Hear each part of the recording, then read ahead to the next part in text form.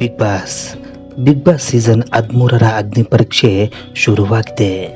ಬಂದಿರೋ 60 ಜನರಲ್ಲಿ 13 ಜನ ವೇಟಿಂಗ್ ಲಿಸ್ಟ್ನಲ್ಲಿದ್ದಾರೆ. ಆದರೆ ಇವರಿಗೆ ಕೊಟ್ಟಿರೋ ಟಾಸ್ಕ್ ಸುಮ್ಮನೆ ಅಲ್ಲ ನೋಡಿ, ಭಯಂಕರ ಟಫ್ ಅನ್ನಿಸುತ್ತೆ. ಆದರೆ ಅದನ್ನು ಸಹ ಸ್ಪರ್ಧಿಗಳು ಮಾಡಿದ್ದಾರೆ. ತಮ್ಮ ಫೋನ್ ಒಡೆದು ಹಾಕಿದ್ದಾರೆ, ಐಸ್ ತುಂಬಿರೋ ಡ್ರಮ್ನಲ್ಲಿ ಕುಳಿತುಕೊಂಡಿದ್ದಾರೆ. ಇನ್ನೂ ಏನೇನೋ ಇದೆ. ಈ ಎಲ್ಲದರ ನಡುವೆ ಕೊನೆಗೆ ಎಷ್ಟು ಜನ ಸೆಲೆಕ್ಟ್ ಆಗ್ತಾರೆ ಅನ್ನೋ ಕುತೂಹಲವೂ ಇದೆ.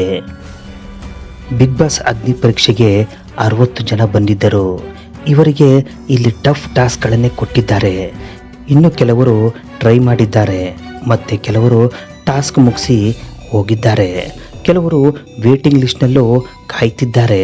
ವೇಟಿಂಗ್ ಲಿಸ್ಟ್ನ ಪಟ್ಟಿ ಸ್ವಲ್ಪ ದೊಡ್ಡದೇ ಇದೆ. 72 ವರ್ಷದ ರತ್ನ ಹಾಗೂ 20 ವರ್ಷದ ಕುಮಾರಿ ಸೆಲೆಕ್ಟ್ ಆಗಿದ್ದಾರೆ. ಆದರೆ ಈ ಒಂದು ಅಗ್ನಿ ಪರೀಕ್ಷೆಯಲ್ಲಿ 13 ಜನ ವೇಟಿಂಗ್ ಲಿಸ್ಟ್ನಲ್ಲಿದ್ದಾರೆ. ಆದರೆ ಇವರಲ್ಲಿ ಸೆಲೆಕ್ಟ್ ಆಗುವ ಸ್ಪರ್ಧಿಗಳು ಎಷ್ಟು, ಇವರ ಸೆಲೆಕ್ಷನ್ ಹೇಗೆ ಆಗುತ್ತೆ, ಯಾವ ರೀತಿ ಸೆಲೆಕ್ಷನ್ ಇರುತ್ತೆ, ಎಲ್ಲ ಕುತೂಹಲವು ಪ್ರತಿದಿನ ಅಗ್ನಿ ಪರೀಕ್ಷೆ ಕಲರ್ಸ್ ಕನ್ನಡದಲ್ಲಿ ರಾತ್ರಿ 9:30ಕ್ಕೆ ಪ್ರಸಾರವಾಗುತ್ತಿದೆ. ಅಗ್ನಿ ಪರೀಕ್ಷೆಯ ನಿರೂಪಕ ನಿರಂಜನ್ ದೇಶಪಾಂಡೆ ಈ ಮಾತನ್ನ ವೇದಿಕೆ ಮೇಲೆ ಹೇಳ್ತಾರೆ. ಈಗಾಗಲೇ 13 ಜನ ವೇಟಿಂಗ್ ಲಿಸ್ಟ್ನಲ್ಲಿದ್ದಾರೆ. ಆದರೆ ಇವರಲ್ಲಿ 4 ಜನ ಮಾತ್ರ ಸೆಲೆಕ್ಟ್ ಆಗ್ತಾರೆ ಅನ್ನೋದನ್ನು ಹೇಳ್ತಾರೆ.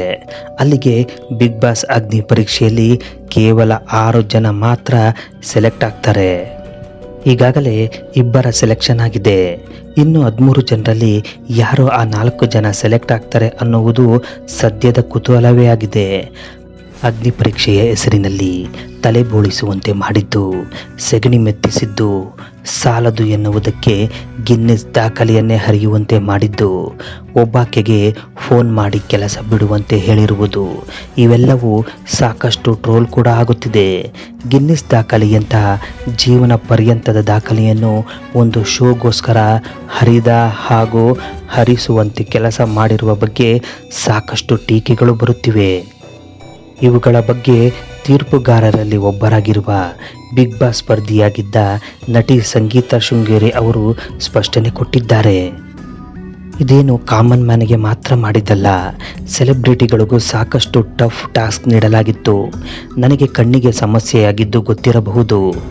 ವಿನಯ್ ಗೌಡ ಅವರು ಸಾಕಷ್ಟು ವರ್ಷದಿಂದ ಇದಕ್ಕಾಗಿ ಟ್ರೈ ಮಾಡಿದ್ದರು. ಆದ್ದರಿಂದ ಬಿಗ್ ಬಾಸ್ಗೆ ಹೋಗುವಾಗ ಎಲ್ಲರಿಗೂ ಇದು ಕಾಮನ್ ಎಂದಿದ್ದಾರೆ. ನಮಗೆಲ್ಲ ಬಿಗ್ ಬಾಸ್ ಒಳಗೆ ಹೋದ ಮೇಲೆ ಏಕಾಏಕಿ ಟಾಸ್ಕ್ ಕೊಡಲಾಗಿತ್ತು. ಆಗ ತುಂಬ ತೊಂದರೆಯಾಗಿತ್ತು. ಆದರೆ ಈಗ ಕಾಮನ್ ಮ್ಯಾನ್ಗೆ ಮೊದಲೇ ಟಾಸ್ಕ್ ನೀಡಲಾಗುತ್ತಿದೆ.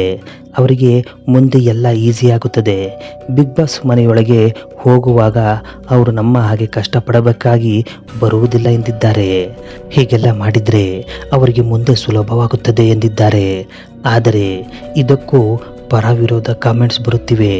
ನಿಮಗೆ ಕೊಟ್ಟಿರುವುದು ಸೆಲೆಕ್ಟ್ ಆದ ಮೇಲಿನ ಟಾಸ್ಕ್, ಆದರೆ ಇಲ್ಲಿ ಇರುವವರು ಸೆಲೆಕ್ಟ್ ಆಗ್ತಾರೆ ಇಲ್ಲವೋ ಗೊತ್ತಿಲ್ಲ. ಅಂಥವರ ಬಳಿ ಗಿನ್ನೆಸ್ ದಾಖಲೆಯನ್ನು ಹರಿಸಿರುವುದು ಎಷ್ಟು ಸರಿ ಎಂದು ಪ್ರಶ್ನಿಸುತ್ತಿದ್ದಾರೆ.